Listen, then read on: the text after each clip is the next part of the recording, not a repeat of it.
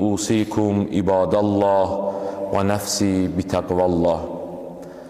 Özümü və siz əzizləri bu mübarək və əzəmətli cümə günündə ilahi təqvaya dəvət eləyirəm. Tarixdə nəql olunur ki, Əli əleyhissalam bir gün göz ağrısına düçar olmuşdur. Və Həzrəti Rəsulullah onun ziyarətinə gəldi. Və yazırlar ki, o qədər gözü ağrıyırdı ki, göz ağrısından Əli əleyhissalam nalə fəryad eləyirdi. Həzrəti Rəsulullah Əli əleyhissalama burada bir məsələdən söhbət açır ki, o səbəb olur ki, Əli əleyhissalam göz ağrısını unuda. O bundan ibarət idi ki, Həzrət Rəsulullah buyurur, ya Əli, o zaman ki, Əzrail kafirlərin canını almağa gələ, məcazi mənada Peyğəmbər bu cür anladır ki, onların canlarını alarkən, ruhlarını alarkən, isti bir dəmirlə, isti bir şişlə onların ruhunu alar. Yəni, bu kafirliyin pisliyindən və məcazi olaraq bir oxşatmadır. Və onların ruhunu alar. Bu zaman Əli əleyhissalam bunu eşidərkən tez oturdu, qalıqdı və oturdu və buyurdu ki, ya Rəsulallah, bu dediyin sözü bir də təkrar elə, mənim göz ağrımın kəsməyinə səbəb oldu.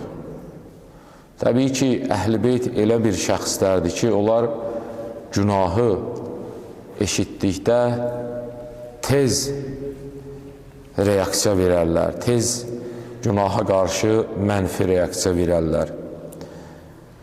Əhl-i Beytin və onlardan sonra ariflərin günaha qarşı o qədər imanları var ki, necə ki biz bilirik əlimizi toqa vursaq və bizi anında vurub öldürər, onların da günaha qarşı olan hissləri o cürdür. Yəni, biz bu günahı eləsək, bizi od yandırar. Elə bir yəqinləri var və bunu bu cür təsəvvür eləyək. Əli əleyhissalam Peyğəmbərdən soruşur ki, ya Rəsulallah, bəs müsəlman ümmətindən də elə bir şəxs olacaqmı ki, onun ruhu da bu şəkildə alınsın? Peyğəmbər Əli əleyhissalama buyurur, bəli, müsəlman ümmətindən də elə bir şəxs olacaq ki, Allah onun ruhunu bu şəkildə alacaqdır.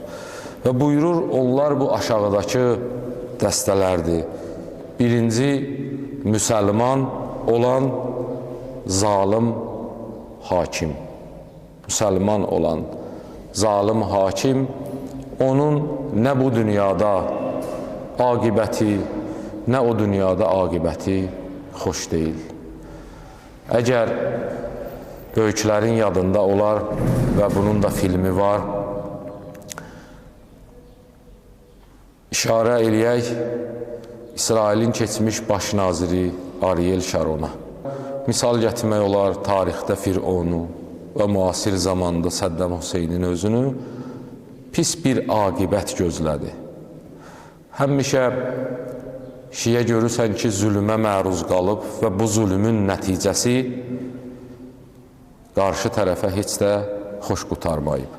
Və o şəxslərdən biri Səddam Hüseyn idi ki, həyatı boyu İraqda ki, əksəriyyəti şiə və Əhl-i Beyt alimləri olan bir ölkədə nədir, Əhl-i Beytə qarşı hörmətsizlik, Əhl-i Beytə qarşı zülm idi və axırı aqibəti də pis nəticələndi.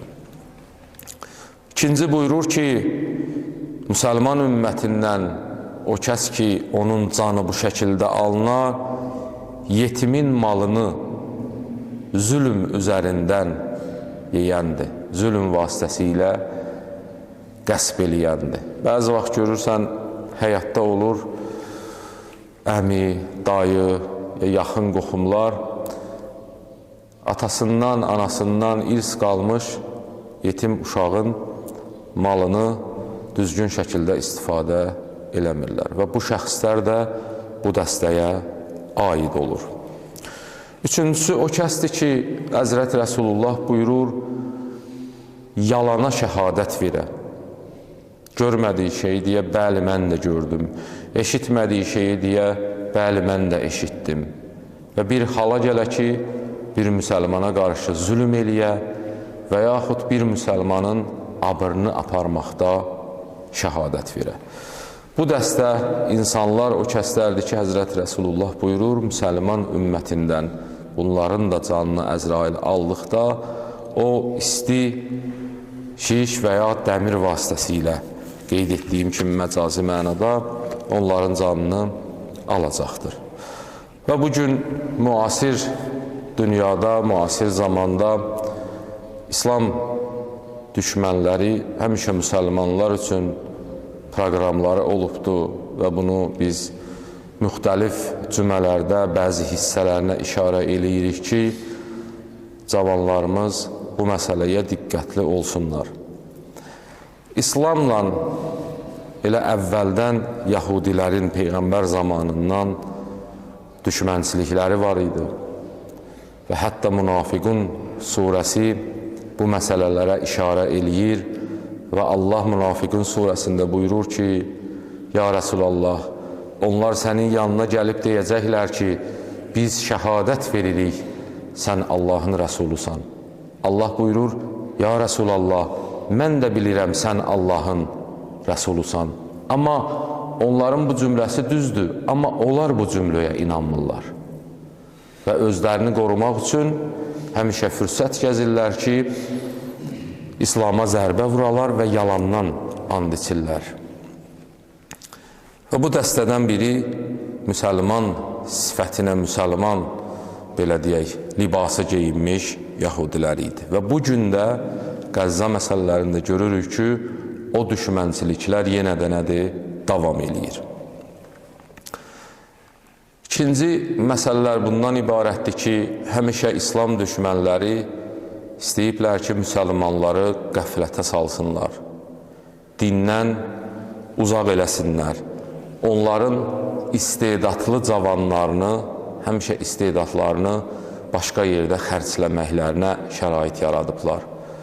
Adi bildiyimiz diskoteka, bar, əyləncə mərkəzləri, qumarxanalardan tutmuş ta böyük proqramlara kimi ki, həmişə cavanların cavanlığını bu cür yerdə itirməyə çalışıblar.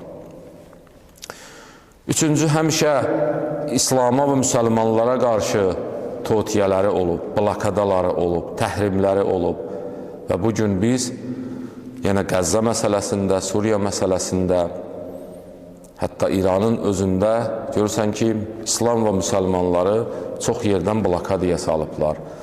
Hətta adi bir yeməyin və tibbi bir köməyin Qəzzəyə çatmağında nədir? Mane olurlar. Və bugün, boş yerə deyil ki, bugün müasir zamanda bunlar yenə də təkrarlanır. Və Allah da Qur'anda Tariq surəsində buyurur, İnnəhum yəkidunə keydən. Onlar həmişə hilə eləyirlər. Və Allah digər ayədə buyurur ki, Allahın hiləsi onların hiləsindən çox böyükdür. Və dördüncü olaraq, həmişə İslam düşməni çalışıb ki, müsəlman cəmiyyətini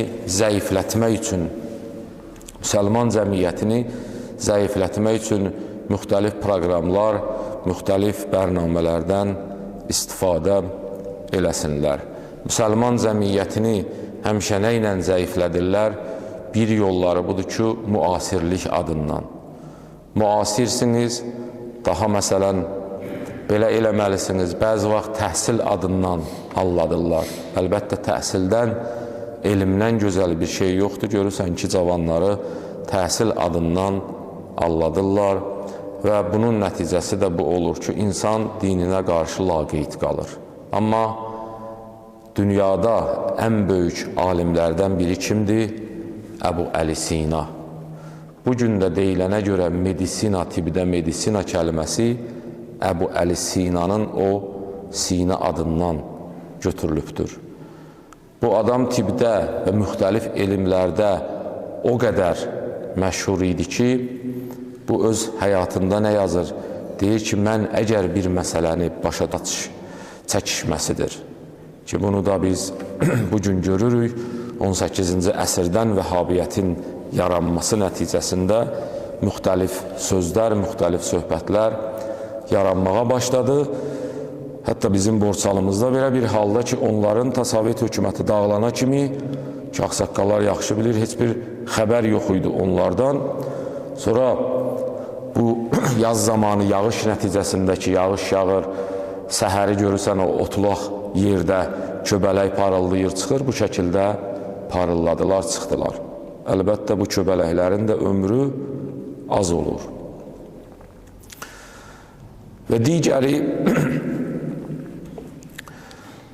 İslam məktəbini zəiflətmək üçün tökülən proqramlardır və son olaraq düşmən müxtəlif ünvanlarda müsəlmanlar içərisində nüfuz etməsidir. Bəziləri görürsən təşkilat adından, bəziləri qruplaşma adından və bəziləri görürsən hətta bəzi vaxt əkin proqramları adından belə yenə nədir müsəlmanlar arasında nüfuz eləyirlər və nüfuz eləməyə çalışırlar. O zaman bizim böyük Ayətullah Mirza Şirazi olub, Allah rəhmət eləsin, buna deyirdilər Tənbəki hökmünün sahibi. Bu adın bunun üstündə qalmağının səbəbi buydu ki, o zaman Şahlar dövründə İranda, yəni bir 100 il bundan öncə ya 100 il içərisində İngilislərin bir kampaniyası var idi, tənbəki yığırdı və kəndçidən ucuz qiymətə alırdı, bunu qablaşdırırdı, həddindən artıq baha qiymətə satırdı. O gün bu rəhmətlik Mirza Şirazi görür ki, kəndçi və ümumiyyətlə İranı, şahlıq zamanında olan İranı məhv eləməyə çalışırlar. Və görür, cəmaatın da vəziyyəti pisləşir və bu əkin dəyərsiz səviyyədə qalır. Cəmaatın vəziyyətini nəzərə alaraq bir fətva verir.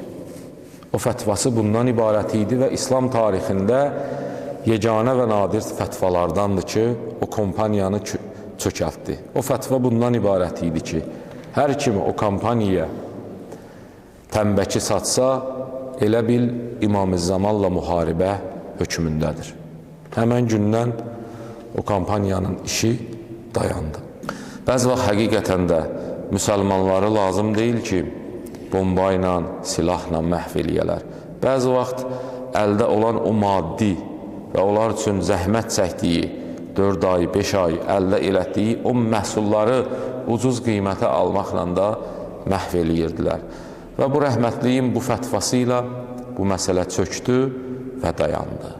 Və bu İngiltərənin həmin kampaniyası o gündən çökməyə başladı. Tarixdə belə bir şəxsiyyətlərimiz, belə bir böyük alimlərimiz olub. Və odur ki, İslam ümməti həmişə gərək oyaq olsun öz dini məsələsində, öz haqqını tələb etməkdə, öz ictimai məsələlərində. İnşallah Allah Teala bizi həqiqi əhl-i beyt yolu gedənlərdən qərar versin ki, biz öz cəmiyyətimizdə, biz öz müsəlman ümmətimizdə bu kimi məsələlərə diqqət eləyənlərdən olaq inşallah. Vəssalamu aleykum cəmiən və rəhmətullahi və bərəkatuh.